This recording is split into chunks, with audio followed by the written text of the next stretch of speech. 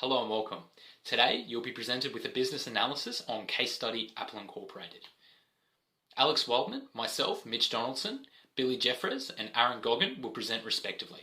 Thank you. Being founded in 1976 by Steve Jobs and Steve Wozniak in the back of their garage, Apple has grown to be one of the biggest and most influential technology companies on the face of the planet, with over $260 billion in total revenue for the 2019 financial year. When starting the company, Jobs and Wozniak wanted the simple goal of putting a user-friendly computer in every home that they could. In terms of technology history, the Apple II was the first computer in history that had a full graphics color display, which is a huge leap forward in the technology of the time. This simple goal of putting a user-friendly computer in every home that they could spurred Jobs on to define Apple's vision of bringing the best user experience to its customers through innovative hardware, software, and services. Over the past 5 financial years, Apple has seen an average of 7.31% growth in total revenues on a yearly basis. To put this into perspective, Apple currently holds over 48% of the world's total smartphone market, totaling $260 billion US. Our external analysis will delve deeply into the primary and emerging and potential external factors that affects Apple's strategy. Now, from a political standpoint, Apple is one of the largest global corporate taxpayers and continues to accumulate large amounts of revenue with $34.7 billion in the bank as of 2015.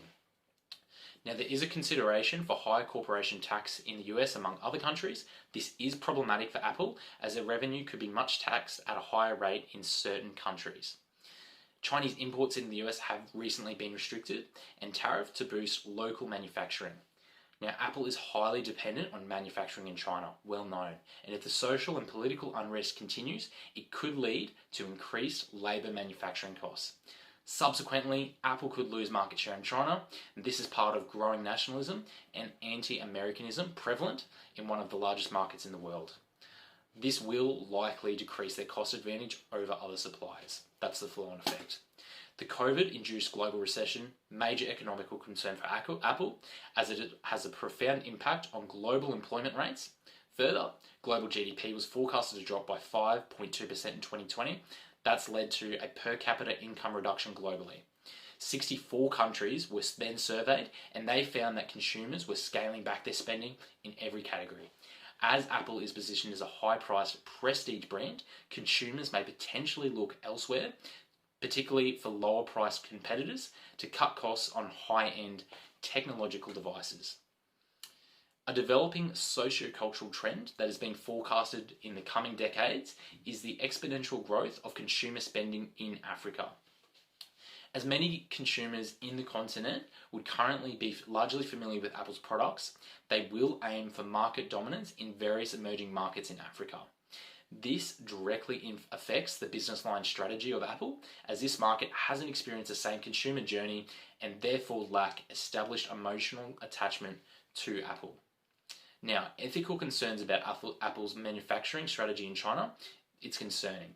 This may increase the product's appeal to the increasingly large segment of socially conscious consumerism, which is proven by the Shelton Group, who found that 64% of Americans said that they believe companies should support issues aligned with their own products.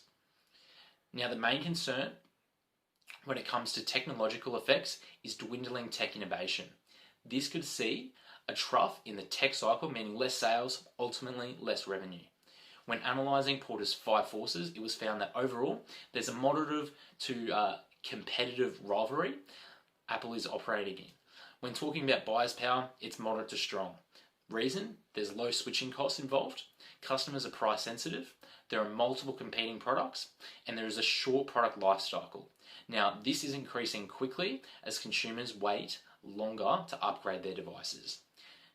Apple's strategy works against these challenges by extensive investment into new product R&D and a unique, high-quality, interconnected, compatible product suite.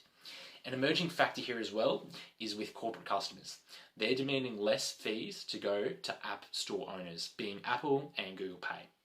Talking about supply power, that's very weak, and there's a high abundance of alternative suppliers and low switching costs for Apple to look to take their business elsewhere. Further, Apple is a major customer for any supplier. The threat of substitution in Apple's industry is significantly weak, as Apple leads the development of arguably all products in the category of existing substitutional options, which is very few to begin with. Now, looking at, finally, Apple's new entrance threats. Now, it was found to be moderate overall. Now, their industry is profitable, which appears attractive for the new players. However, current players are large, they're established, and they're holding unique competitive advantages. To make things harder, the industry is largely globalized, and product R&D is timely, obviously making it a long time for products to get to market. More costly is expanding into new markets and building brand recognition, and that's not even to mention the tremendous amounts of capital required to get going. Core competencies are the resources and capabilities that comprise the strategic advantage of a business. A modern management theory argues that a business must define, cultivate, and exploit its core competencies in order to succeed against the competition. From the resource-based literature, the value, rarity, imitability, organizational, the VRIO technique, has come widely assessed and advocated for assessing the extent to which a firm's resources meet the criteria for sustained competitive advantage. As illustrated on the poster, there are 8 resources and capabilities which Apple use to maximize their market share. Through strong brand reputation, overall quality of product, a global distribution network, clever marketing, and years of research and innovation, Apple has gained a sustained competitive advantage in these sectors. Apple can improve on its product line, product accessibility, and technical support to further gain a complete competitive advantage against the competition. Apple creates value in their product by the overall number of consumers, with roughly 45% of mobile phone users worldwide having Apple products. The increased market share Apple has gained over the last 10 years has further added rarity to the products, as Apple has built strong business foundations to further expand with into the future. This is evident by its strong roots in research and innovation, as well as having a very direct and strong global distribution network. Through this success, Apple has strengthened on its hold over the overall market, thus making the product costly to imitate. Overall, Apple has continued to increase its market share to gain an overall sustained competitive advantage. Pyramid model is a framework which focuses on the corporate social responsibility of an organization. According to this framework, a firm has 4 categories which emphasizes corporate social responsibilities. Firstly, the organization's philanthropic responsibilities are to engage the community and improve the quality of life. Secondly, Apple's ethical responsibilities require the organization to do what is right, just, and fair, while avoiding harm. The third is legal responsibilities, which always involves obeying the law. Lastly, Apple has the obligations of stakeholders to economically be as profitable as possible. Therefore, they must satisfy the economic needs of stakeholders. Apple's CSR programs initiate all 4 sections of the pyramid model and therefore positively impact the organization's employees, stakeholders, customers, and the wider community. The gap analysis is formulated to gain insight into the market competitors of Apple. This analysis follows 5 different performance areas, which combined create a total analysis. Apple's main competitors are Samsung, Microsoft, and Huawei. These companies are Apple's leading market competitors in areas such as mobile phone technology, computing technology, and operational technology. Apple has outperformed its competitors financially in 2020, with an overall market growth of 10.92%, whereas its competitors have only grown by 9.12%. Compared to its market competitors, Apple had 48% of the market position, thus allowing the company to have market share. Apple's innovation of technology and their technological performances has allowed them to gain the positive market share over their competitors. Apple also prides itself on its service performance by thinking differently about how to best provide for its customers. Apple specializes on having many online or face-to-face support networks if there is ever a problem with the device. Overall, Apple has a strong market position over its competitors, which has allowed the organization to hold market share. One of the biggest factors facing Apple within today's global socio-cultural environment is that of finding new consumers and markets to enter. The effectiveness of a company's ability to enter a market is highly influenced by the age of the market's consumers, most notably individuals in their early 20s. Thus, it is recommended that Apple implement local ambassadors aged in their 20s to both promote and provide these emerging markets with social initiatives and activities that would enhance the community as a whole and create a positive social image of the company within the new market.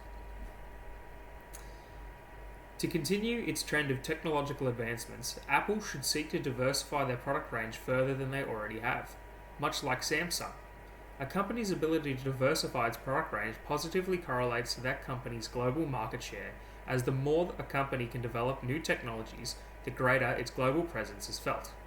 Furthermore, if a company is seeking to diversify whilst also gaining valuable consumer support, it should seek to invest in green research and development, as it has been proven that if a company shows that it cares about reducing its carbon footprint, consumers are more likely to support those new products. A company's CSR is vital to its ability to create a positive image for itself and its products.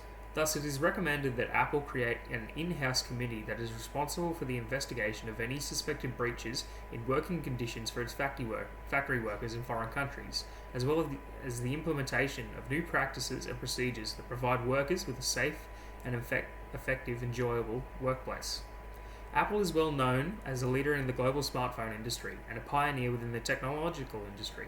Through its market share of 48% in 2019, it led the charge in innovation and CSR developments.